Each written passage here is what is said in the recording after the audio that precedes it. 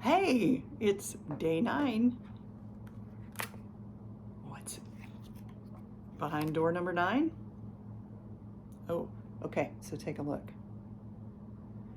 I thought maybe that was a bird, but actually it's a coat. And that's like the zipper's down, only there wouldn't be a zipper, but that's the opening of the coat. All right, so a coat of many colors. That is the story of Joseph, which is a really long story, so I'm going to try to tell it as short as I can.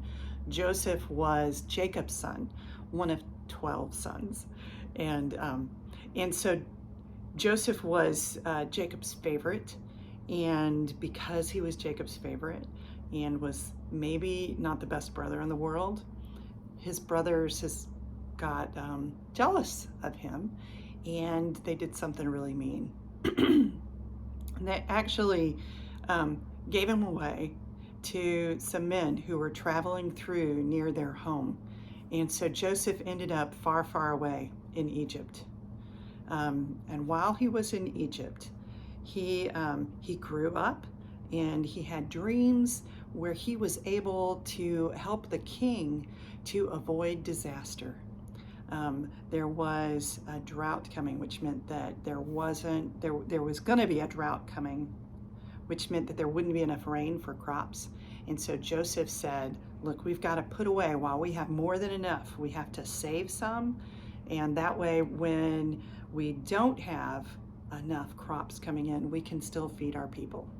Okay, so that's going on in Egypt. Meanwhile, back in Joseph's hometown, his dad was very sad because the brothers pretended that something awful had happened to Joseph and he was gone forever. And that drought that meant that the people in Egypt wouldn't have any food hit Joseph's hometown too. And so what happened was his brothers came to Egypt in hopes of finding some help.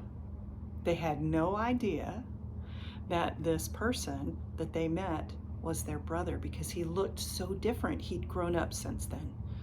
And he knew them. And he could have been mean right back to them and said, nope, I'm not helping you. But that's not what happened. He made sure that they brought Jacob and their whole family, and he made sure that they were okay. And when the brothers learned, when they saw that it was Joseph, the brother that they'd done such mean things to, they felt awful. And they asked him to forgive them. And he did. And he said something really important. And this is why we remember his story. He said, you know, you did something that you meant to hurt me. You meant it for harm. But God used it for good. Joseph realized that if they hadn't done that mean thing, he wouldn't have been in Egypt, and maybe all of those people and his own family wouldn't have had enough to eat, because God used those dreams to help Joseph help the king and help all those people. So just like Jacob had that dream about the ladder, and Joseph has had those dreams about the drought, we can pay attention to those messages from God, and we can believe that whether through dreams or messengers or any other way, God will use whatever happens to us to make some kind of good, because that's how much God loves us, that God will make good out of all things. And that's the story of this colorful coat.